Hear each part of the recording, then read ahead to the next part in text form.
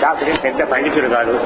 ఏదో శ్రీశైలేశ దయాపాత్రం దీభక్త్యాది గుణార్ణవం యతీంద్ర ప్రవణం వందే రమ్యయా మాతరం మునిం లక్ష్మీనాథ సమారంభాం నాథయామునమధ్యమాం అస్మదాచార్య పర్యంతాం వందే గురు పరంపరాం యో నిత్యమచ్యుత పదాంబుజయుగ్మరుక్మ వ్యామోహతస్తదితరాణి తృణాయ మేనే అస్మద్గురోర్భగవతోశ్చ దయైక సింధోః రామానుజస్య చరణౌ శరణం ప్రపద్యే మాతాపితా యువతయస్తనయా విభూతిః సర్వం యదేవ నియమేన మదన్వయానాం ఆద్యస్య నః కులపతేర్వకులాభిరామం శ్రీమత్తదంఘ్రియుగళం ప్రణమామి మూర్ధనా భూతం తరశ్చ మహదాహ్వయ పట్టనాథ శ్రీభక్తిసార కులశేఖర యోగివాహాన్ భక్తాంఘ్రిరేణుపరకార యతీంద్రమిశ్రాన్ శ్రీమత్పరాంకుశమునిం ప్రణతోస్మి నిత్యం నీళాతుంగస్తనగిరితటీ సుప్తముద్బోధ్య కృష్ణం పారాధ్యం స్పుంసశిరసిద్ధమధ్యాపయంతి సోచ్చిష్టాయాం సజనిగడితం యా బలాత్కృత్య భుంక్తే గోదా తస్యై నమైదమిదం భూయయే వాస్తు భూయః ఆండాళ్ దివ్య తిరువడిగడే శరణం కన్యాభరణి సంజాతం వాధూల కులభూషణం శ్రీరంగార్య గురోః పుత్రం షఢగోపమహం భజే అస్మత్ గురుభ్యో నమః. భగవత్ బంధువులారా, ఆండాడు తల్లి గోపికలు ఆచరించిన రీతిలో తాము వ్రతమును పరిపూర్ణముగా ఆచరించారు, అంటే అనుకరించారు. ఆనాడు గోపికలు ఏ రీతిగా కాత్యాయని వ్రతాన్ని చేసుకొని శ్రీకృష్ణ పరమాత్మను భర్తగా పొందారో, ఈనాడు ఆండాడు తల్లి కూడా గోపికలు ఆచరించిన రీతిలో తాము కూడా వ్రతమును అనుకరించారు. నిన్న మనం చెప్పుకున్నాం, మేము నీకోసమే వచ్చాము, నీకు అన్ని రకముల సేవలు చేయటమే మా అభీష్టము, సర్వదేశ సర్వకాల సర్వావస్థలలో సర్వవిధ కైంకర్యములు చేయటమే మా అభిలాష. ఇంతకు మించి వేరే పర మాకు అక్కరలేదు. మేము ఏ పరను కోరటం లేదు. మీరు మాతో అన్ని రకముల ఆంతరంగిక సేవలను పొందాలి, అడిగి చెప్పి మరీ చేయించుకోవాలి. మీకు మాకు ఉన్నటువంటి సంబంధము ఈ జగత్తులో పరమాత్మతో జీవాత్మలకు ఎన్ని రకముల సంబంధములుంటాయో అవన్నీ మనకు ఉండాలి. ఇంతకు మించి వేరే కోరికలు మాకేమీ వద్దు. నేను చెప్పుకున్నాం, ఈ రీతిగా ఆండాళమ్మ ఆచరించినటువంటి వ్రతమునకు స్వామి రంగనాథుడు సంతోషించి తన అర్చకులలో ముఖ్యులైన వారిని వారికి స్వప్నంలో కనిపించి,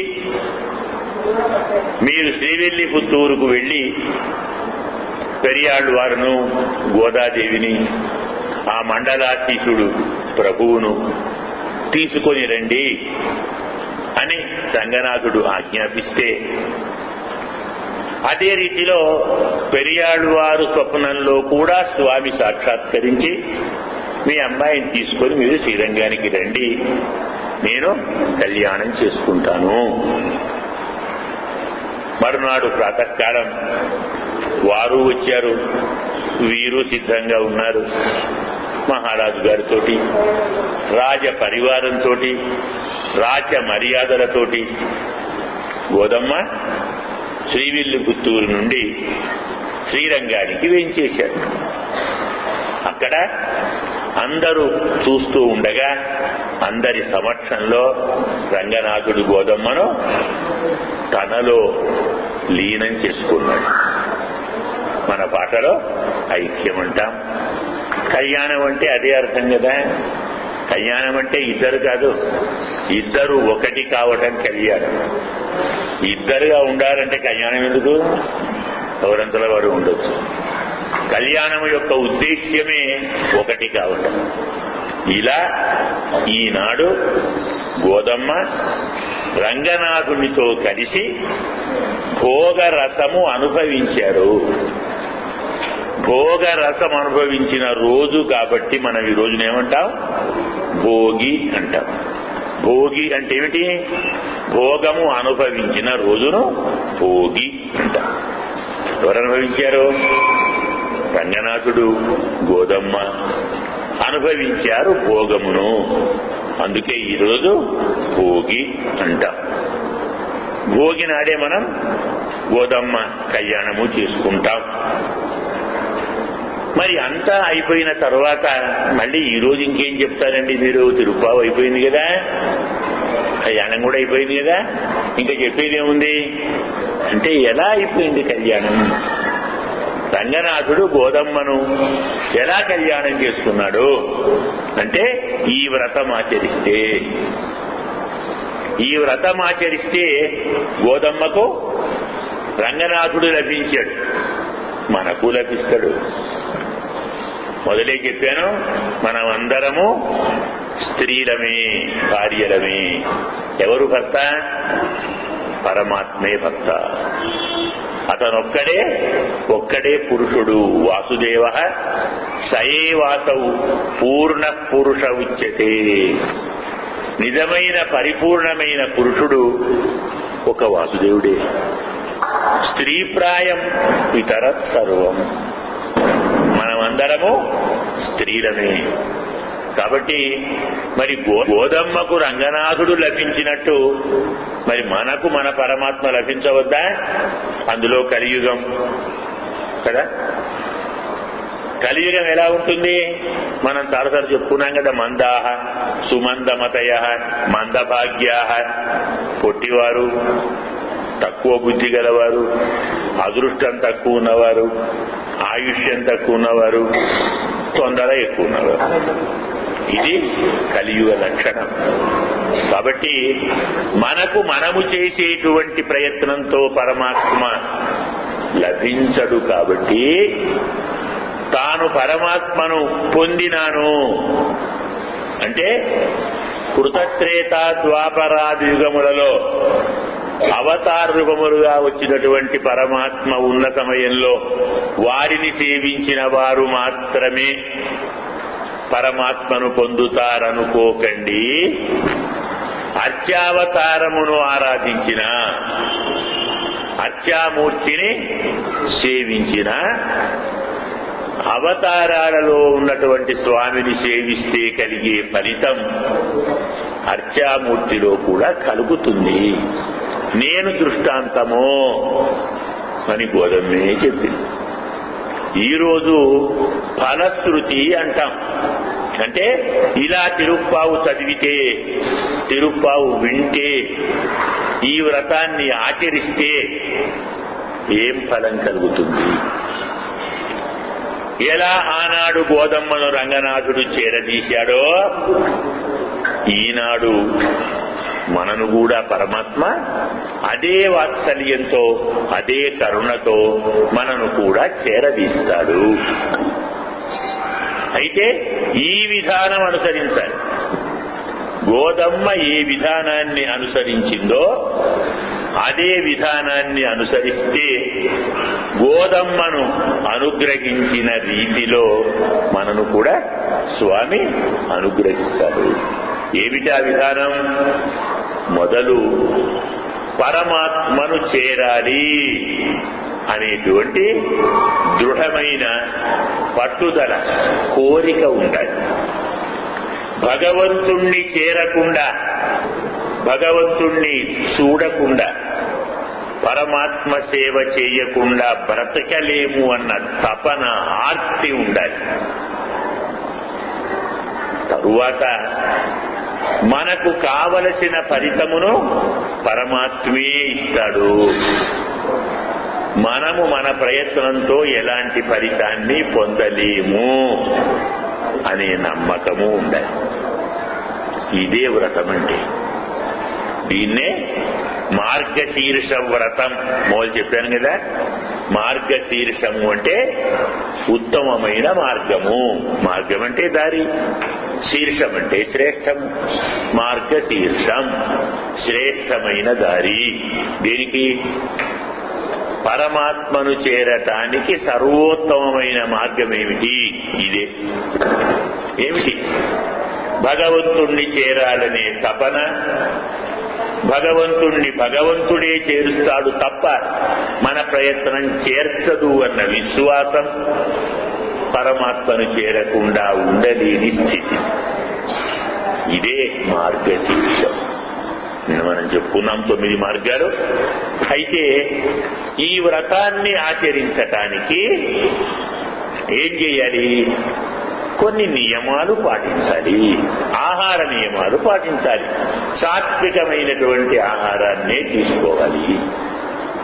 అలాగే ఎవ్వరిని కోపించరాదు, ఎవ్వరిని నిందించరాదు, పెద్దలు చేయని పనులను చేయరాదు, ఒకరి మీద కొండెములు చెప్పరాదు.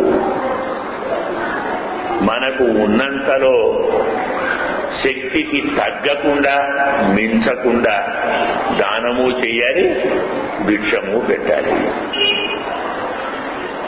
మనము పరమాత్మను ఆరాధించటానికి, నియమాలను అనుసరించటానికి పూనుకున్నప్పుడు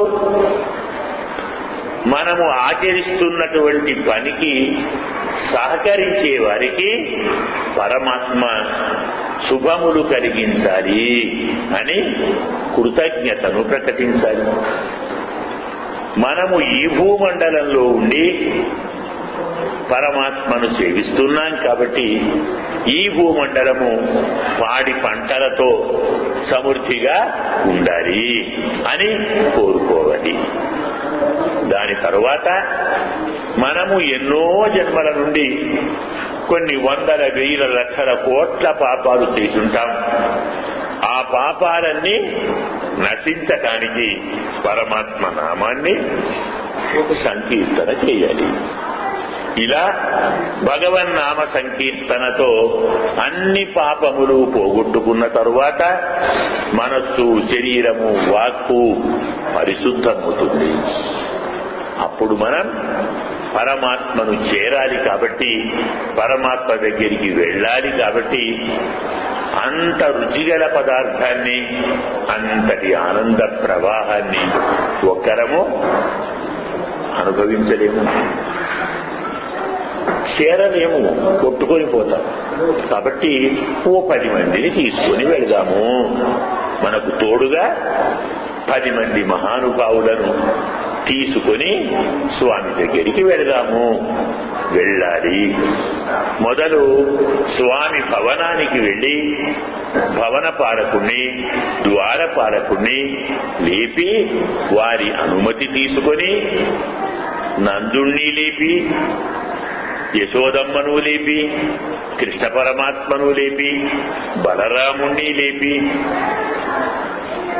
ఇక్కడికి మనం అయినా స్వామి లేవకుంటే స్వామికి అత్యంత ప్రియురాలైనటువంటి నప్పిన్న పిరాట్టి అంటాం, నీలాదేవి అంటాం, ఆమెను లేపి,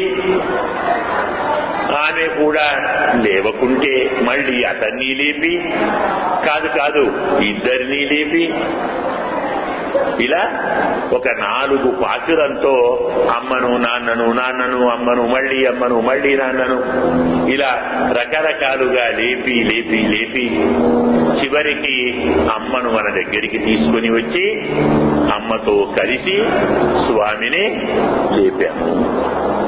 స్వామి ఒక్కసారి కన్నులు తెరిచి మమ్ములను మెల్లమెల్లగా చలచల్లగా చూడండి.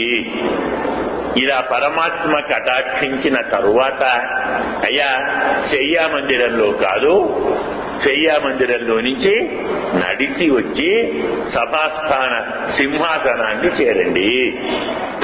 అప్పుడు మా కార్యాన్ని పరిశీలించండి. ఇలా కోరినటువంటి కోరికను స్వామి ఆమోదించి సింహాసనాన్ని అధిష్ఠిస్తే కోరటం కాస్త మరిచిపోయి పరమాత్మ పాదాలు కందిపోయాయని మంగళాశాసనం చేస్తాము. తరువాత స్వామి యొక్క అవతార రహస్యం చెప్తాము 25వ పాసురంలో. అవతార రహస్యాన్ని అనుసంధానం చేసినందువల్ల పరమాత్మ యొక్క ఆశ్రిత వ్యామోహం మనకు అర్థమవుతుంది. ఇలాంటి ఆశ్రిత వ్యామోహాన్ని తలుచుకొని స్వామి మేము వ్రతము చేస్తున్నాము, మాకు కొన్ని పరికరాలు కావాలి అని స్వామిని పరికరములు అడిగి, ఇంత వ్రతం చేశాం కదా మరి సన్మానం చేయరా మాకు అని స్వామి నుండి సన్మానము తీసుకొని స్వామితో కలిసి సోస్తునుతే సర్వాన్ కామాన్ సహ బ్రహ్మణ విపశ్చిత అనేటువంటి బ్రహ్మానందానుభవ ప్రాప్తిని కోరి, ఇంత పెద్ద కోరికైతే ఉంది, ఇంత పెద్ద ఆశ కూడా ఉంది, ఇది కావాలంటే మీకున్న యోగ్యత ఏమిటి, మీరేమైనా పుణ్యం సంపాదించుకున్నారా, నన్ను పొందటానికి మీరేం చేశారు? అయ్యా మేమేం చేయలేదు, మేమేమీ చెయ్యలేము, మాకెలాంటి జ్ఞానము లేదు, మేము సంపాదించుకున్న పుణ్యము లేదు. ఏమీ లేకుంటే వెళ్ళిపోండి. మేము సంపాదించుకున్న లేదన్నామయ్యా, మాకు పుణ్యం లేదన్నామా? అదేం భాష? నువ్వే మా దగ్గరికి వచ్చావు కదయ్యా, నువ్వు పుణ్యం కదా, ఇంత పెద్ద పుణ్యపు రాతి మా దగ్గర ఉంది, మాకు పుణ్యం లేకపోవడం ఏంటి?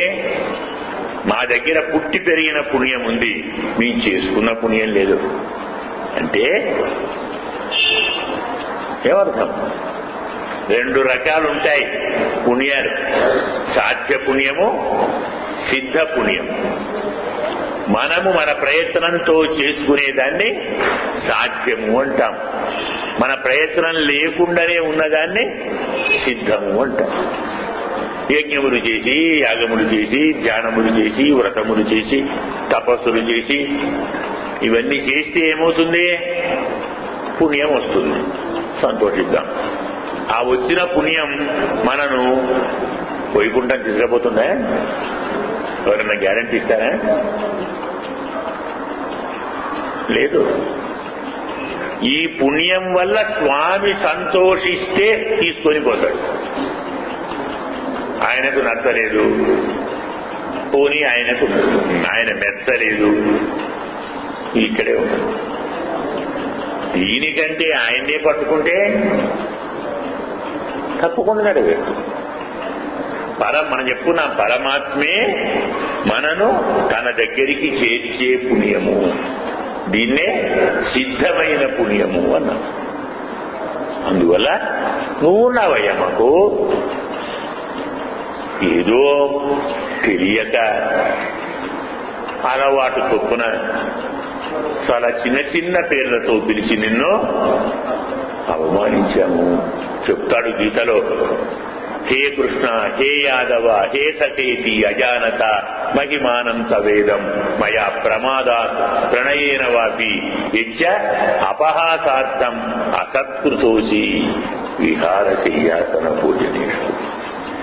కృష్ణ, మేనమామ కొడుకు అని, మావాడవి అని తెలియక ఆటల్లో, పాటల్లో, విందుల్లో, వినోదాల్లో, పడుకోవటంలో, లేవటంలో హే కృష్ణ, హే యాదవ, హే సఖే అని పిలిచి అనాదరం చేశామయ్యా. మయా ప్రమాదాత్ ప్రణయేన వాపి, పొరపాటులో ప్రేమతో అపహాసం కోసం అవమానించాను స్వామి, తత్ క్షమస్వ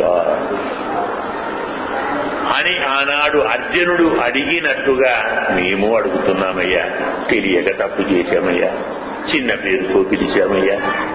దానికి నీవు కోపించి మమ్ములను అనుగ్రహించకుండా ఉండకు. మాకేం కావాలి? తార కావాలి, పర కావాలి, అది నీవు ఇస్తే ఇచ్చావు, అది ప్రధానం కాదు. మమ్ములను మాత్రం అనుగ్రహించు. సర్వకాల సర్వదేశ సర్వావస్థలలో అన్ని రకముల కైంకర్యములు మేమే చెయ్యాలి, అన్ని సంబంధాలు మాకే ఉండాలి. ఇది ఈ వ్రతము యొక్క వరుస.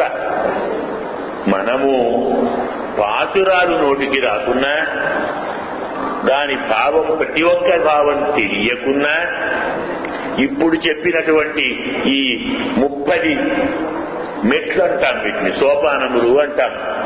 ఈ 30 మెట్లు తప్పకుండా ఒక్కొక్క మెట్టు ఎక్కి వెళుతుంటే తప్పకుండా వైకుంఠం చేరుతాం. భగవద్ రామానుజుడు సోపాన మార్గైన కరోమి అన్నాడు. కలియుగంలో భూమండలం నుంచి వైకుంఠానికి మెట్లు కట్టి అందరినీ నడిపిస్తాను అన్నాడు. అతనేమైనా తక్కువ చేశాడేమో ఈ 30 మెట్లు కట్టి. మరి అన్నగారు కదా, ఎవరు రాతా చేత యతిశేఖర అంటాం కదా, అన్నగారే. కాబట్టి అన్నగారి మాట నిజం చేయాలి కదా, 30 మెట్లు కట్టి. కాబట్టి మీరు ఒక్కొక్క మెట్టే ఎక్కిపోండి. తొందర ఉండి ఒక మెట్టు దాటారనుకోండి, పొరపాటున అక్కడే కాలు జారితే మళ్ళీ కింద పడుతుంది కదా. అందుకే 30 తప్పాని అంటారు. ఇలా ఫలితం మనం ఇప్పుడు అనుసంధానం చేద్దాం. వంగ கடல் கடைந்த மாதவனை கேசவனை திங்கள் திருமகத்து சேழையார் சென்னிரஞ்சி அங்க பரகொண்டவாத்தை மணிப்புதுவை பைங்கமலர் தந்தெரியல் பட்டரபிரான் போதசன்ன செங்கத் தமிழுமாறும் 30 தப்பாமே எங்கும் பரிசுரைப்பார் இவரெண்டும் ஆர்வரை தோள் செங்கன் திருமகத்து செல்வ திருமாலால் எங்கும் திருவருடுகத்து இன்பருவர் எம்பாவாய் ஆண்டாள் திவ்ய திருவடிகளே சரணம். వంగ కడల్ కడైంద మాధవనై కేశవనై. ఈ పాత్రంలో అమ్మవారు ఏం చేస్తున్నారు? క్షీరసాగర మథనాన్ని తలుచుకుంటున్నారు. వంగ అంటే పడవలు కల, కడల్ సముద్రాన్ని, కడైంద చిలికిన, మాధవనై లక్ష్మీపతి, అలాగే కేశవనై కేశి అనే రాక్షసుణ్ణి సంహరించిన వాళ్ళు, అలాగే తింగళ్ తిరుమగత్తు అందమైనటువంటి ముఖమండలములు కల, చక్కని ఆభరణములు కల గోపికలు చెన్ను ఇరైంది అక్కడికి వెళ్లి పరమాత్మను సేవించి ఏమైంది? పరకొండు వార్తై తమ వ్రతమునకు కావలసినటువంటి పరను తీసుకున్నటువంటి వార్తను మనము తప్పకుండా అనుసంధానం చేస్తే ఎక్కడ? అణిపుదువై పైంకమర్ అంతెరియల్ పట్టరవిరాన్ కోదసన్న. అణి అంటే అలంకారప్రాయమైన, అలంకారముగా భూమండలానికే అలంకారముగా ఉండేటువంటి శ్రీవిల్లిపుత్తూరు, అందులో తామర పూసల మాలను మెడలో వేసుకున్నటువంటి పట్టరు పిరాన్ మహాజ్ఞాని, ఉపగానటువంటి విష్ణు చిత్తుడి యొక్క గోదై చెన్న, గోద చెప్పినటువంటి செங்கத்த విడుమాలై 30 తప్పాలి. గుంపులు గుంపులుగా, సంఘములుగా ఏర్పడినటువంటి తమిళ భాషలో రచించబడిన ఈ పద్యములను 30 తప్పామే తప్పకుండా ఏం చేయాలి? అనుసంధానం చేస్తే ఏమవుతుంది? ఈ 2 శంకన్ ఏమంటున్నాడు? అందమైనటువంటి నేత్రములు, అలాగే అందమైనటువంటి ముఖమండలము. ఇవి కాక ఈ 2 మార్వరైతోల్ పర్వత శిఖరముల వంటి దృఢమైన ఉన్నతమైన 4 బాహువులు కల పరమాత్మ కోరినటువంటి ఫలితాన్ని మీకు ప్రసాదిస్తాడు, అనుగ్రహిస్తాడు. ఇన్బరువర్ అనుగ్రహిస్తారు. ఏం చెప్పారు? పడవలున్న పాల సముద్రాన్ని చిలికిన మాధవుడు, కేశి అనే రాక్షసుణ్ణి సంహరించినటువంటి కేశవుడు, అందమైనటువంటి ముఖములు, కనువరుస పలువరుస గల గోపికలు చక్కని ఆభరణములు ధరించి పరమాత్మ దగ్గరికి వెళ్లి పరమాత్మను సేవించి తాము ఆచరించేటువంటి వ్రతమునకు కావలసిన పరను తీసుకున్న ఈ విధానమును పెరియాడు వారు పుత్రికైనటువంటి గోదమ్మ చెప్పిన 30 పాశురములను ఒక్కరు ఇద్దరు కాకుండా ఇలా గుంపులు గుంపులుగా చేరి సేవిస్తే ఇంతమంది సేవించినటువంటి ఈ విధానానికి పరమాత్మ తన అందమైనటువంటి ఎర్రని కనుదోయితోటి, చంద్రుని లాంటి ముఖమండలంతోటి స్వామి సంతోషించి పర్వతముల వలె ఉన్నతమైన దృఢములైన 4 భుజములతో మనకు కావలసినటువంటి ఫలితాన్ని అనుగ్రహిస్తారు. దీన్ని మనం భావము అంటాం. ఇందులో అమ్మవారు ఏం చెప్తున్నది? మాధవనై కేశవనై ఫలశ్రుతి కాబట్టి, అంటే కావ్యం. మనం తిరుప్పావుని ఏమన్నాం? కావ్యం అన్నాం కదా. మరి కావ్యాన్ని పూర్తి చేయాలన్నా, కావ్యాన్ని రచించాలన్నా దానికో మర్యాద ఉంది. అంటే ఉపక్రమ ఉపసంహారములకు ఐక్యం కావాలి. ఏ విధానంతో ప్రారంభించామో ఆ విధానంతోటే ముగించాలి. ప్రారంభానికి ముగింపుకు సంబంధం లేకుంటే రామకథ మొదలుపెట్టి నృసింహస్వామితో ముగింపు చేస్తే ఎలా ఉంటుంది కదా. కాబట్టి అలా కాకుండా ఎలా ప్రారంభించాలో అలాగే సమాప్తి చేయాలి. తిరుప్పావు ఎలా ప్రారంభించారు? పై ఎత్తుయున్న పరమన్ అడిపాడి, క్షీరసాగరంలో పడుకొని ఉన్న పరమాత్మ పాదమును కీర్తించి మొదలుపెట్టారు. వంగ కడలు కడయిండ మాధవనై కేశవనై, అదే క్షీరసాగరాన్ని మళ్ళీ చెప్పారు. క్షీరసాగరంతో ప్రారంభించారు, క్షీరసాగరంతో ముగిస్తున్నారు. పరమాత్మను వర్ణించాలి కాబట్టి మరి దేవతలను వర్ణించాలంటే ఒక విధానం ఉంది. మానవులను వర్ణించాలంటే కేశముల నుండి పాదముల దాకా వర్ణించాలి. దేవతలను వర్ణించాలంటే పాదముల నుండి కేశముల దాకా వర్ణించాలి. మరి సాక్షాత్తు దేవాది దేవుణ్ణి స్తోత్రం చేస్తున్నారు కాబట్టి పరమన్ అడి పాడి అని పాదమును మొదలుపెట్టి ఇక్కడ కేశవనై అని కేశముల యొక్క వర్ణనతో ముగిస్తున్నారు. ఇక మరొకటి, స్వామి పవళించి ఉన్న క్షీరసాగరాన్ని మొదలుపెట్టి చిలికిన క్షీరసాగరాన్ని చెప్పుకున్నాడు. తాను ఎక్కడ పడుకున్నాడో తన ఇంటినే ఒక విధంగా చిలికినవాడు, కలచినవాడు, చెడగొట్టుకున్నవాడు. ఎవరి కోసం? దేవతల కోసం. ఎవరికో మేలు చేయటానికి తన ఇల్లునే పోనాడిన పరమదయామయుడు ఒకర్థం.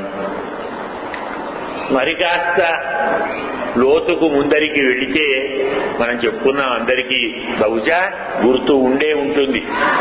క్షీరసాగర మథనం దేనికోసం జరిగింది? దేవతలకు అమృతాన్ని ఇవ్వటానికని సరిగ్గా పురాణ గాథలు తెలియని వారు చెబుతారు. వాస్తవం తెలిసిన వారు క్షీరసాగర మథనం దేవతల కోసం కాదు, తన కోసమే. అమ్మవారు అందులో దాక్కున్నారు. మనం చెప్పుకున్నాం కదా, దూర్వాస మహర్షి శాపం వలన లక్ష్మీదేవి క్షీరసాగరంలో లీనమై దాక్కుని ఉంటే ఆమెను బయటికి తేవటాని కోసం తాను అదే క్షీరసాగరాన్ని చిలికాడు. దేవతల కోసమే అయ్యుంటే దేవతలు బాగా కష్టపడాలి కదా. పడ్డారా? కష్టం ఎవరు పడ్డారండి? మొదటి నుంచి చివరి దాకా స్వామి పడ్డాడు కదా. దేవతలకు సలహా ఇచ్చింది ఎవరు? స్వామి. మందర పర్వతాన్ని లేపలేకుంటే అక్కడి నుంచి లేపించి సముద్రంలో పడవేయించింది ఎవరు? స్వామి. వాసుకిని తెప్పించినది స్వామి. పర్వతం మునుగుతుంటే కూర్మావతారంగా పర్వతం కింద చేరినది స్వామి. పర్వతం ఒరుగుతుంటే బ్యాలెన్స్ నిలవాలని పర్వతం శిఖరం పైన చేరినది స్వామి. పర్వతము ఈ ఒలిపిడిని తట్టుకోకుంటే అందులో చేరినది తాను. వాసుకి తట్టుకోకుంటే అందులో చేరినది తాను. దేవతలకు చేత కాకుంటే అందులో చేరినది తాను. రాక్షసులలో తాను. వారి ముందర తాను. దేవతల ముందర తాను. ఎవరు చిరికారా ముదురాన్ని? వాడు చిరికారని అంతా తాను. అన్ని విధములుగా కష్టపడి కష్టపడి కష్టపడి ప్రయత్నించి సముద్రాన్ని చిలికి చిలికి చిలికి ఏం పొందాడు? అమృతమా? అమ్మను పొందాడు. లక్ష్మీదేవిని తిరిగి పొందటానికే స్వామి క్షీరసాగర మథనం చేశాడు. అంటే తిరుప్పావు వ్రతంలో పరమాత్మను పొందటానికి గోపికలు ప్రయత్నిస్తున్నారు. క్షీరసాగర మథనంలో లక్ష్మీదేవిని పొందటానికి స్వామి ప్రయత్నించాడు. ఏది ఫలించింది? అదే ఇదే. ఏమర్థం? పరమాత్మను పొందటానికి మనం చేసే ప్రయత్నం ఫలించకున్నా ఫలించకపోవచ్చునేమో, కానీ మనను పొందటానికి స్వామి ప్రయత్నిస్తే తప్పకుండా ఫలిస్తుంది. అందుకు మేము చేస్తున్నాం, మేము నిన్ను చేరుతాం అనకండి. స్వామి, నీవే మమ్ములను నీ దగ్గరికి చేర్చుకో. విసుక్కున్నా చీదరించినా మేం వదిలిపెట్టము. ఒక భక్తుడు ఉన్నాడు. ఎవరైనా ఆళ్వందార్ అంటాం, యామునాచార్యుల వారు అంటాం. ఏం రాశాడు? స్తోత్రరత్నం, ఆళ్వందారు స్తోత్రం అంటాం. అందులో ఏం రాశాడు?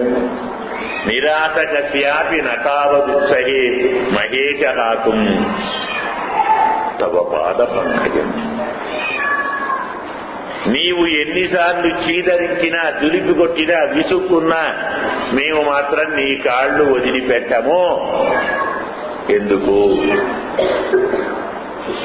చనుబాలు కావాలని పసిపిల్లవాడు తల్లి పాదాలు పట్టుకుంటాడు, చిన్నులు పట్టుకుంటాడు. తల్లి పనిలో ఉంటుంది, విసుక్కుంటుంది, చీదరిస్తుంది, దులిపి కొడుతుంది. విడిచిపెట్టడా? అలాగే పట్టుకుంటాడు. 2 దెబ్బలు కొడుతుంది, అయినా పట్టుకుంటాడు. చివరికి ఆ తల్లే, అయ్యో మా నాయన నిన్ను కొట్టాందా, పాపించాందా బాబు అని తీసుకొని తానే పారిస్తుంది. వృషా నిరస్తోపితి సుస్తనందయ నజాతు మాతుశ్చరణౌ జహాసతి. కోపం జరించిన పాలు తాగే పిల్లవాడు తల్లి కాళ్ళు వదిలిపెడతాడా? నేను కూడా నీ కాళ్ళు వదిలిపెట్టను అని ఆయన చెప్పినట్టుగా మనము ప్రయత్నం చేయటం కేవలం అర్థించటమే, పాదాలను ఆశ్రయించడమే. మనము పాదాలను ఆశ్రయించినందువల్ల పరమాత్మ కరుణిస్తాడా? అతను సంకల్పిస్తేనే కరుణిస్తాడు. మన ప్రయత్నం కంటే పరమాత్మ ప్రయత్నమే ప్రధానమనే తత్వాన్ని చెప్పటానికి వంగ కడల్ కడయిల్ల. అందుకే మాధవనై పదం ప్రయోగించారు. లక్ష్మీపతి, లక్ష్మిని తన భార్యగా చేసుకోవటానికి పరమాత్మ ఎంత ప్రయత్నం చేశాడండి, ఎంతమందిని కూర్చుకున్నాడు, ఎన్ని అవస్థలు పడ్డాడు. అందుకే అతని కృప పొందితే మనను పొందటానికి అతనే ప్రయత్నం చేస్తాడు. మనం ప్రయత్నం కాదు, అతని ప్రయత్నం తప్పకుండా ఫలిస్తుంది. ఈ భావాన్ని చెప్పడానికి వంగ కడల్ కడయింద మాధవనై కేశవనై. ఇలాంటి పరమాత్మను చేరినటువంటి గోపికలు ఎలాంటి వారు చెప్పుకున్నా. చూడగమే తోడువడియే తోడే చెవిపూవే పాడగమే ఎన్నెన్నం పల్గలను యాం అని ఓమన్నాం. ఎన్ని రకాల ఆభరణాలు చేతులకు, భుజములకు, చెవులకు, చెవు పైభాగములకు, పాదములకు, కంఠమునకు, నడుమునకు, ఇలా ఎన్నెన్ని ఆభరణాలు. గోపికలు కష్టపడి ఆచరించిన వ్రతానికి సంతోషించి పరమాత్మ సమ్మానం చేశాడు. ఆ సమ్మానంతో గోపికలను పరిపూర్తిగా ఆభరణములతో అలంకరింపచేశాడు. పరమాత్మ అలంకరింపజేసిన ఆభరణాలను ధరించి మెరుస్తూ ఉన్నారు. ముఖమండలములో ఇంతకాలానికి మా స్వామిని చూచే అదృష్టం, భాగ్యం మాకు కలిగింది. ఇంత ధైర్యంగా, ఇంత దగ్గరగా, ఇంత ఎదురుగా ఇలా కూర్చొని పరమాత్మను అనుభవించే అదృష్టం మాకు కలిగింది అన్న సంతోషంతో గోపికల ముఖాలు వెలుగులు విరజిమ్ముతున్నాయి. ఆభరణముల కాంతి, ఆనందము కాంతి, అనుభూతి కాంతి, మూడు కాంతులు గోపికల ముఖములలో, శరీరములో ప్రసరించినది, వెలిగిపోతున్నాయి.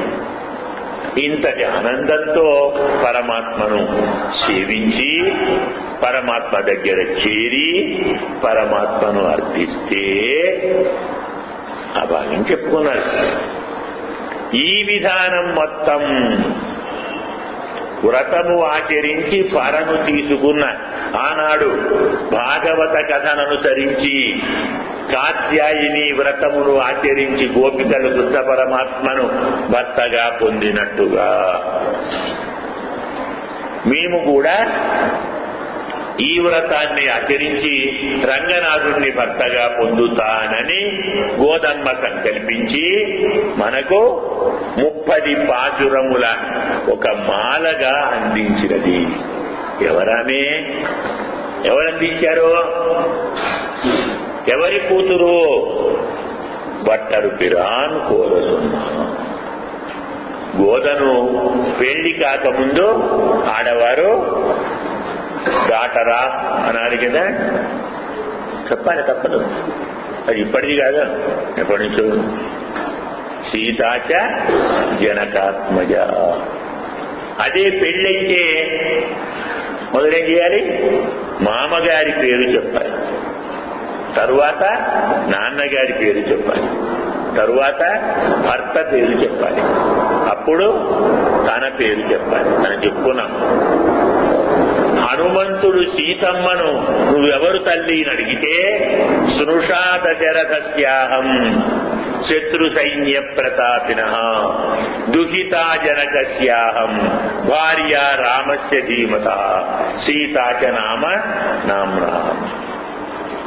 నేను దశరథుని కోడలును, జనక మహారాజు పుత్రికను, రామచంద్రుని భార్యను, నా పేరు సీత. ఇది శాస్త్రం. పెళ్ళైన అమ్మాయి మామగారి పేరు చెప్పాలి, పెళ్లి కాని అమ్మాయి నాన్నగారి పేరు చెప్పాలి. గోద కంటే పట్టరు పిరాను గోదై అంటేనే ఆమెకు సంతోషం.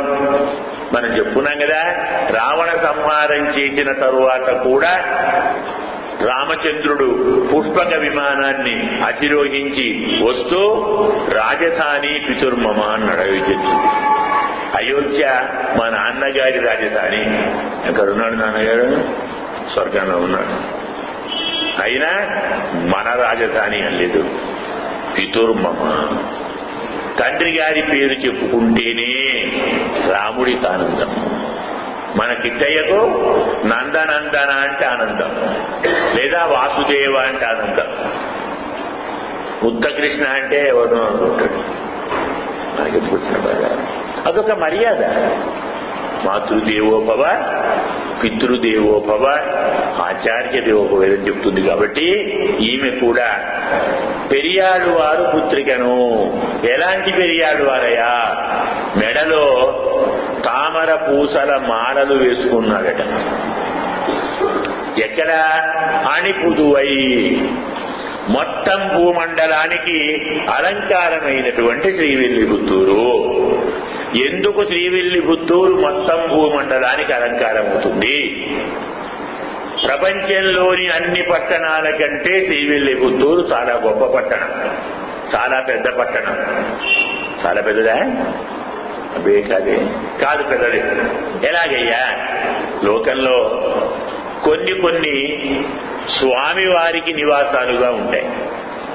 కొన్ని స్వామి క్షేత్రాలు, కొన్ని అమ్మవారి క్షేత్రాలు, కొన్ని గురువు గారి క్షేత్రాలు ఉంటాయి. శ్రీపేరుంబూదూరు అంటే రామానుజుల వారు, శ్రీరంగం అంటే రంగనాథుడు, ఏదో మధుర మీనాక్షి, కాశీ విశాలాక్షి, ఇంకేదో కొల్లాపూర్ లక్ష్మీదేవి, ఇలా ఇవన్నీ అమ్మవారి క్షేత్రాలు. కొన్ని అమ్మవారి క్షేత్రాలు, కొన్ని అయ్యవారి క్షేత్రాలు, కొన్ని గురువు గారి క్షేత్రాలు. కానీ శ్రీవిల్లిపుత్తూరు 3. అక్కడే వడపత్రచాయి క్షేత్రం అదే, పెరియాళ్వార్ క్షేత్రం అదే, గోదమ్మ క్షేత్రం అదే. అదే స్వామి క్షేత్రం, అదే అమ్మ క్షేత్రం, అదే గురువు గారి క్షేత్రం. లోకంలో స్త్రీలకు పుట్టినిల్లు వేరే ఊరు, మెట్టినిల్లు వేరే ఊరు. మన గోదమ్మకు శ్రీవిల్లిపుత్తూరే పుట్టినిల్లు, శ్రీవిల్లిపుత్తూరే మెట్టినిల్లు. ఈ పక్క తూర్పు భాగంలోనేమో పుట్టినిల్లు, పశ్చిమ భాగంలోనేమో మెట్టినిల్లు. పోది ఉత్తర భాగంలో పుట్టినిల్లు, దక్షిణ భాగంలో మెట్టినిల్లు. ఇంచుమించు ఒక 1/2 కిలోమీటర్ దూరంలోనే 2 ఇళ్ళు ఉన్నాయి. మనం చూసాం కదా, శ్రీవిల్లిపుత్తూరు సేవించుంటాం చాలా మంది. మరి గొప్పది కాదండి. అమ్మవారి క్షేత్రం ఏది? శ్రీవిల్లిపుత్తూరు. స్వామివారి క్షేత్రం ఏది? శ్రీవిల్లిపుత్తూరు. గురువు గారి క్షేత్రం ఏది? శ్రీవిల్లిపుత్తూరు. పెరియాడు వారు పుట్టింది అదే, అమ్మవారు పుట్టింది అదే, స్వామివారి జీవింది అక్కడే. 3 ఉన్నాయి కాబట్టి అని అలంకారప్రాయము. ఇది అలంకారము. ఎవరయ్యా మీ నాన్నగారు తెలియదా? తామర పూసలను మెడలో వేసుకున్న భట్టనాథుడు. తామర పూసలేమిటి? మనం అనుకుంటా జపమాలలు ఉంటాయి కదా, అవి. అది పేరుకే. మొట్టమొదటి తామర పూస వేసుకున్నవాడు వాడేనట. అసలు మొట్టమొదటి తామర ఎక్కడుంది? తామర అంటే పద్మం. ప్రపంచంలో మొట్టమొదటి పద్మం ఎక్కడి నుంచి వచ్చింది? శ్రీమన్నారాయణుని నాభి నుంచి వచ్చింది కదా. మరి ఆ పద్మానికి బీజం ఎవరు? నారాయణుడే కదా. ఎవరు బీజం? నారాయణుడే. మరి తామర పూస అంటే ఎవరు? నారాయణుడే. వాణ్ణి పెళ్లి వేసుకున్నవాడు విష్ణు చిత్తుడండి. ఆయన పేరేంటి? విష్ణువు చిత్తమునందు. తండ్రి గారి పేరు చెప్పాం కదా, తండ్రి గారి పేరు చెప్పకూడదు అని శాస్త్రం. ఆత్మనామ గురోర్నామ నామాతి కృపణస్య శ్రేయస్కామో నగృణీయాత్ జ్యేష్ఠాపత్య కళత్రయో. తన పేరు కాని, పెద్దల పేరు కాని, లోపి పేరు కాని, పెద్ద కొడుకు పేరు కాని, భార్య పేరు కాని తానుగా ఉచ్చరించకూడదని శాస్త్రం. మరి నాన్నగారు చెప్తారా? గోదమ్మ చెప్పకుండా ఊరుకుంటుందా? మీకు అర్థమైతే చేసుకోండి అని తామర పూతలు హృదయంలో దాల్చిన బట్టల పిరాను కూతురు అని. ఎవరు తామర పువ్వు? విష్ణువే. అతను చిత్తంలో ఉన్నవాడు విష్ణు చిత్తుడు. విష్ణు చిత్తుని పుత్రికను అని చెప్పుకుంది. చాలా స్పష్టంగా చెప్పినది. ఈమె 30 పాసురములను చెప్పినది. ఈమె చెప్పిన 30 పాసురములను తప్పకుండా ఇదే రీతిలో సేవిస్తే, ఇదే రీతిలో సేవించాలి. ఆమె ఏ వరుసలో సేవించినదో చెప్పినదో అదే వరుసలో మీరు సేవించాలి. ఏ ఒక్కటి తప్పకూడదు. అదిగాక తిరుప్పావును ఒంటిగా ఒకరొకరుగా సేవించకూడదు, గుంపులు గుంపులుగా సేవించాలి. మనం కూడా చూస్తూనే ఉన్నాం కదా, ఎక్కడ తిరుప్పావు చెప్పినా వేరే రామాయణము భారతము చెప్తే సరిగ్గా భక్తులు వస్తారో లేదో అని సందేహం ప్రకటిస్తారు. కానీ తిరుప్పావు చెప్తే అనుమానమే రాదు.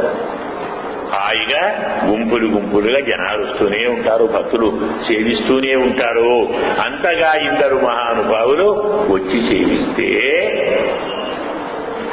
తిరుప్పావు వ్రతం ఎక్కడ జరుగుతున్నా లక్ష్మీనారాయణుడు వచ్చి కూర్చుంటారు. పరిగెత్తుకొని వస్తారకో తిరుప్పావి వస్తున్నది, గోదమ్మ చెప్పినది, పరిగెత్తంపగా భక్తులందరూ వచ్చేసి మనం పోవాలి.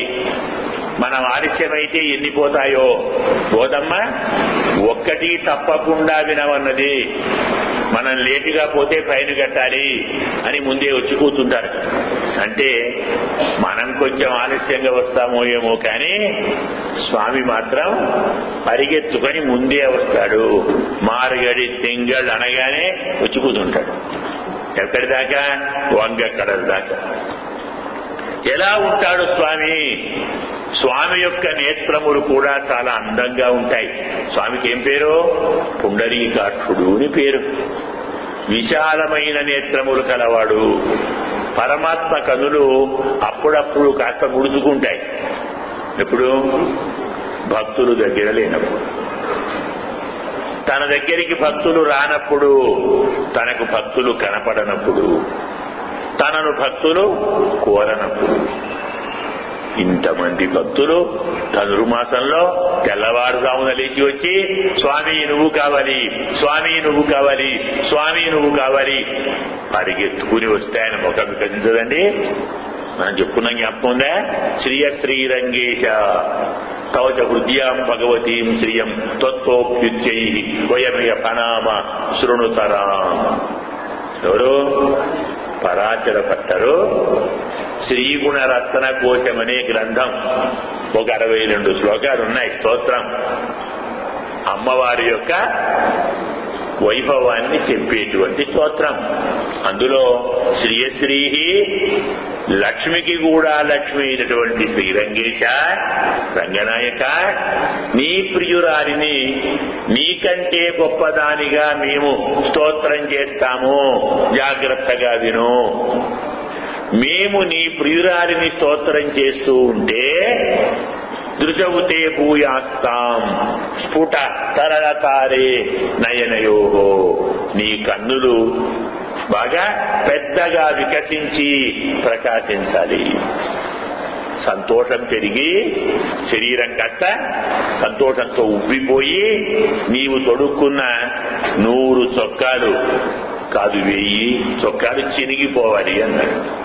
ఏమర్థం? అమ్మవారిని స్తోత్రం చేస్తుంటే ఎవరికి ఆనందం? స్వామికండి.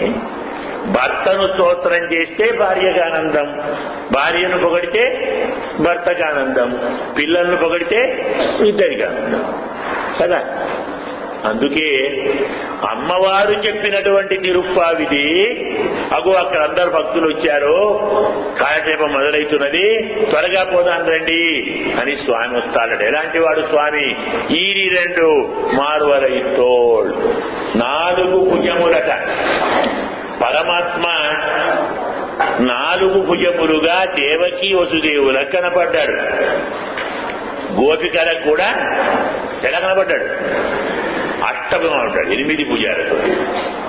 అంటే వైకుంఠంలో ఉండేటువంటి పరమాత్మ అష్టభుజుడు. కదా. పరవాదు అంటాం కదా, ఈ పరవాదు అష్టభుజుడు. ఎందుకు 8 భుజాలు? భూమి, ఆపహ, అనరహ, వాయు, ఖం, మనః, బుద్ధి, అహంకార. ఈ అష్ట ప్రకృతులు కదూ. ఈ అష్ట ప్రకృతులు పరమాత్మకు అష్టభుజములు. ఈ అష్టభుజములతో రేపల్లెలో గోపికల కనపడ్డాడు. మనం మొదట చెప్పుకున్నాం, జ్ఞాపకం ఉందో లేదో. గోపికలు కృష్ణుడు దొంగిలించుకొని పోతున్నాడని వెన్నను కింద పెట్టకుండా పైన ఉట్టి మీద పెట్టారు. అయినా పట్టుకుంటాడని ఆ ఉట్టికో గంట కట్టారు, ముట్టుకుంటే మోగుతుందని. కృష్ణుడు వచ్చాడు, ఉట్టిని పట్టుకున్నాడు, గంట మోగపోయింది. అమాంతం ఒక 2 చేతులతో గంటను పట్టుకున్నాడు, మోగకుండా. 2 చేతులతోటి కుండను పట్టుకున్నాడు, 2 చేతులతోటి వెన్న తీసి పిల్లలకి ఇచ్చాడు, ఇంకో 2 తోటి తాను తిన్నాడు. ఎన్నయ్యాయి? అష్టభుజమే. అలా వారికి కనపడ్డాడు. వసుదేవుడికి దేవకికి చతుర్భుజ. అమ్మవారు ఆ అష్టమాకెందుకని ఈరి 2 4 భుజములు. ఎలాంటివి అంటే మాల్వరైతో పర్వత శిఖరముల వలె దృఢములు ఉన్నతములు అయినటువంటి బాహువులతోటి. అంటే ఇంతకాలానికి నా దగ్గరికి భక్తులు వచ్చారు, ఇంతకాలానికి నన్ను కావాలని కోరుతున్నారు. అది ఆండాళమ్మ చెప్పందుకే వచ్చిన వారు వీరు. అందుకోసం ఇలాంటి వారిని మనము కరుణ చూపాలి, దయ చూపాలి అన్న భావంతో పరిగెత్తుకొని వస్తాడు. పరమ ఆనందంతో వస్తాడు. ఏమేమి కోరుకుంటే అవన్నీ వారు చేస్తారు. కాబట్టి మీరు కాసేపు ఆగి చేయండమ్మా. మీరు పనులు ఇక్కడ కాలక్షేపం అవుతున్నది, తప్పు, అది పద్ధతి కాదు. మాట్లాడకుండా చేసుకోండి. ఎలాగ 6:30కు ముగిస్తాం, ఇంత తొందర ఏంటి చెప్పండి. దానికోసం తప్పకుండా పరమాత్మ వారు కోరిన దాన్ని వారికి అందించి తీరుతారు. అయినప్పుడు ఎందుకు భయం? మనకు దిగులెందుకు? మనము ప్రయత్నం చేస్తే, మనము కావాలనుకుంటే, మనము ప్రార్థిస్తే పరమాత్మ ఇవ్వచ్చు, ఇవ్వకపోవచ్చు. పరమాత్మే ఇస్తాను, నేనే పొందుతాను, నేనే వచ్చి వారిని చేరుతాను. పరమాత్మే మన దగ్గరికి వస్తున్నప్పుడు ఇంకా మనకు దిగులెందుకు? అందువల్ల మీరు 30 పాసురాలను రోజు, అంటే తిరుప్పావు రోజే కాదు, ధనుర్మాసంలోనే కాదు, 360 రోజులు రోజు 30 పాసురాలు చదవండి. అయ్యా మాకు నో టైం, మేము చదవలేము అంటే కనీసం 15 పాసురాలన్నా చివరికి చదవండి. అయ్యా మాకు ఆ టైం కూడా లేదు, అది కూడా కాకుంటే 23 నుంచి అంటే 22 అయిపోతాయి కదా, 8 పాసురాలు చదవండి. అయ్యా అది కూడా మా వల్ల కాదు అంటే 4 పాసురాలు చదవండి. మా వల్ల కాదు, చివరికి చిత్తం వంగక్కడల్ అనేటువంటి 2 పాసురాలన్నా ప్రతిరోజు అధ్యయనం చేయండి. ఇలా చివరి 2 పాసురాలు చదివినా పరమాత్మ కరుణిస్తాడు. అందువల్ల భయమేం లేదు. మాకు 30 చదివే ఓపిక లేదు అనుకోకండి. చదివితే 30, 15, 8, 6, 4, 2 పాసురాలైనా రోజు తప్పకుండా చదవండి. కానీ పాసురాలు చదవటం కంటే అమ్మ చెప్పిన నియమాలను పాటించటం ప్రధానం. ముందర పుస్తకం పెట్టుకొని ఏదో చదివినట్టు చదివేశాం అక్కడ పడేసిపోవటం కాదు. తప్పకుండా సాత్వికాహారమే తీసుకోండి. ఎవ్వరిని నిందించకండి, చేయకూడని పనులు చేయకండి, సాడీలు చెప్పకండి. మీ శక్తికి మించకుండా తగ్గకుండా దానము చెయ్యండి, భిక్షము పెట్టండి, తీయగా మాట్లాడండి. నేను చేస్తున్నాను, ఇదంతా నా ప్రయత్నమే, ఇలా నా ప్రయత్నంతోటే పరమాత్మ కరుణిస్తాడు అన్న అభిమానాన్ని వదిలిపెట్టండి. నేను కర్తను అన్న అభిమానం వదిలిపెట్టండి. నాకన్నీ తెలుసు అభిమానాన్ని వదిలిపెట్టండి. ఫలితం నేనే అనుభవిస్తాను అభిమానాన్ని వదిలిపెట్టండి. నేను మాత్రమే దాసుడను అభిమానాన్ని వదిలిపెట్టండి. కర్తృత్వ, భోక్తృత్వ, జ్ఞాతృత్వ, శేషత్వ అభిమానాన్ని పరిపూర్తిగా వదిలిపెట్టండి. లేకుంటే ఇంత చేసి కూడా వ్యర్థము. స్వరూప, ఉపాయ, ఫల మనకు మూడు ఉంటాయి. స్వరూపం ఒకటి, ఉపాయం ఒకటి, పురుషార్థం అనండి కోరి, అదే ఫలం. మన స్వరూపం ఏమిటి? పరమాత్మకు మాత్రమే దాసులము. మనకు అయ్యా ఇద్దరి మధ్య నుంచి పోకూడదు. మనం బ్రాహ్మణ వేరే వాళ్ళకి చెప్పాలి, మధ్య నుంచి పోవచ్చా? అంత తొందర ఏమిటి నాకు అర్థం కాదు. 5 నిమిషాలు ఆగితే ఏమవుతుంది? ఒకసారి చెప్పాను, కాలక్షేపం అవుతున్నది, తప్పుడు చేయకండి. అనవసరం పాపం తెచ్చుకుంటారు మీరు. మీకు అర్థం కావటం లేదు నేను ఏం చెప్తున్నాను. భగవన్ని 3 సార్లు చెప్పాను. పరమాత్మ కథ చెప్పుతున్నప్పుడు అనవసరంగా మధ్యలో తిరిగినా, వేరే మాట్లాడినా కోటి కల్పాలు రవరవ నరకంలో ఉంటారు. కొని తెచ్చుకుంటున్నారు పాపాన్ని. చేసిన పుణ్యం ఏమవుతుంది? ఎందుకు అర్థం కాదది? ఎలా టైం మనం మొదలు పెడతాం, కార్యక్రమం చేస్తున్నాం, మనం అమ్మ సేవ చేస్తున్నాం, భక్తులమే కదా. భక్తులకు ఓపిక ప్రధానంగా ఉండాలి. కథ వినండి, హాయిగా పోయి పరమాత్మని సేవించండి. 5 నిమిషాల్లో ఏం కుంభం మునిగిపోతాయి? 5 నిమిషాలు ఆలస్యం అవుతుంది. 364 రోజులు ఇంట్లోనే ఉంటాం కదా. ఒక్కరోజు అమ్మ దగ్గర ఉందాం, అమ్మ సేవను సేవిద్దాం. ఇదే తిరుప్పావు లక్షణం. ఓపిక ప్రధానంగా ఉంచుకోండి, భక్తి ఉంచుకోండి. కోరిక కాదు ప్రధానం, పట్టుదల కావాలి. ఏంటి పట్టుదల? భగవంతుని కథ వినండి, భగవంతుని నామాన్ని తలవండి. నేను ముందు పోతే నాకు ముందు సీటు వస్తుంది, నాకు ముందు ప్రసాదం వస్తుంది అనుకుంటే మనం భక్తులం కాదు. మనం ఎక్కడ కూర్చున్నా పరమాత్మకు భక్తులమే. ఇక్కడ ఉండాలి, సేవ చేస్తున్నాం. తొందరపడితేలా? అందులో 2 బ్రాహ్మణుల మధ్య నుంచి, దంపతుల మధ్య నుంచి, 2 ఆవుల మధ్య నుంచి, 2 పిల్లల మధ్య నుంచి వెళ్ళితే తన బిడ్డను తాను దాటినంత పాపం. మరి తెలిసా తెలియక తప్పు చేస్తున్నారు. మా ధర్మం తప్పు చేస్తే చెప్పటం. ఇది ఎవరిని కోపించడం కాదు, నిందించడం కాదు. ఎవరు అపార్థం చేసుకోవద్దు.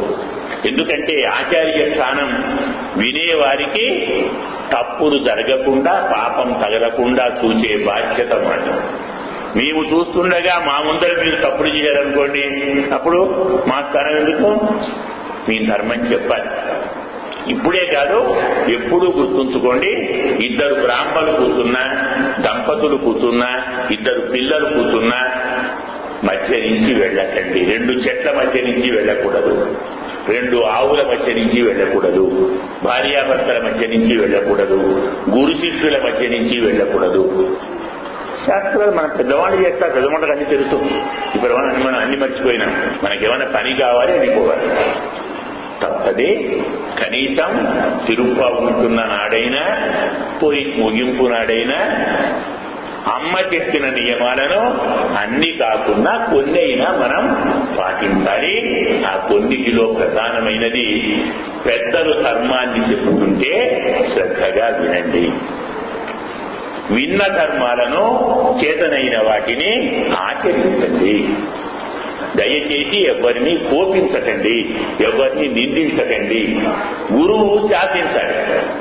గురువు కోపించలేదనుకోండి, శిష్యులు ధర్మాన్ని ఆచరించరు. అది శాసనం, కోపం కాదు. కాబట్టి ఈ శాసించడం గురువు యొక్క ధర్మం. శాసనాన్ని వినేవాళ్లే శిష్య. శిష్య అంటే శాసనం వినేవాళ్ళు శిష్యులు అని అర్థం. గురువు గారి ఆజ్ఞని వినాలి.